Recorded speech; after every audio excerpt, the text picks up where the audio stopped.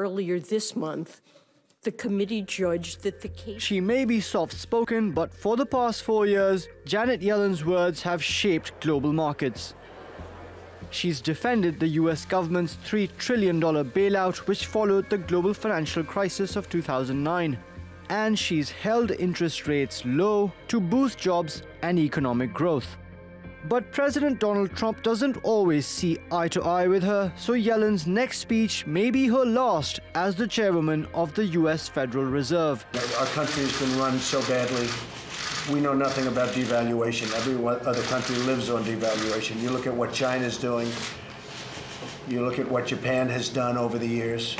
They play the money market, they play the devaluation market, and we sit there like a bunch of dummies.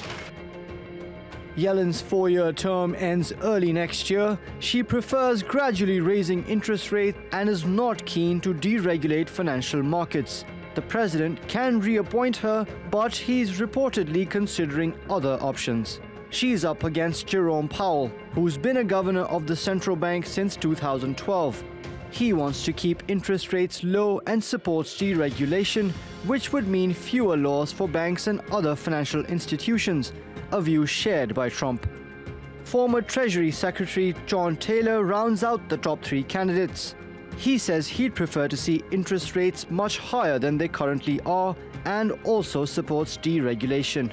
Market analysts expect the Fed to hike interest rates 3 times between now and the end of next year. Until then, even with a change at the top, the Fed may stay the course. But there's little doubt a new leader at the central bank would significantly change the way the US manages its money over the long run. Mobin Nasir, TRT World. So let's get more on this now from our editor-at-large Craig Copetas, who's in Paris. Craig, great to have you as always. So the choice appears to be business as usual on the one hand and a starkly more hawkish approach on the other. If John Taylor gets the job and if he starts pushing up interest rates, what are the consequences for the US economy?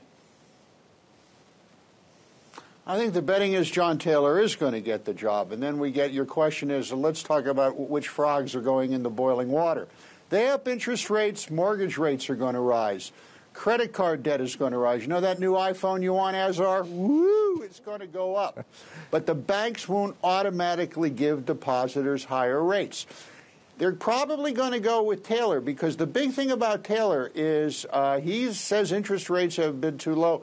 But most important, Taylor believes that temporary tax cuts are a really good policy tool, and that's squarely in Donald Trump's wheelhouse. That is interesting. So he seems to be more in lockstep with Donald Trump than his competitors for the race, for the job. What about the rest of the world? Oh, yeah. How would a sharply higher rate of increase in interest rates affect the rest of us? 2 things to remember. The dollar is imperial, and the United States economy constitutes more than 20% of global GDP. So whenever happens to interest rates, it triggers something called the spillover.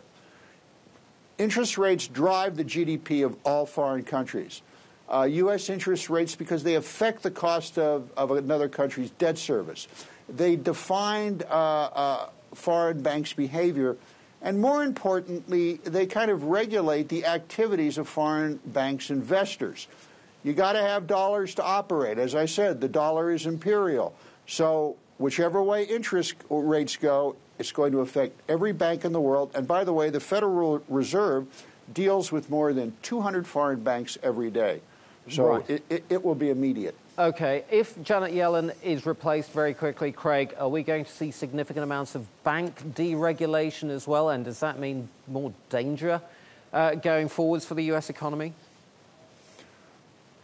Yes. Next question. Yeah. John Taylor will deregulate. He's out of the Hoover Institute, Stanford. He's an old Rockefeller Republican, an insider who's an outsider. And he's going to shake things up, and I think Trump wants to shake things up. Craig Copetas in Paris, thank you so much.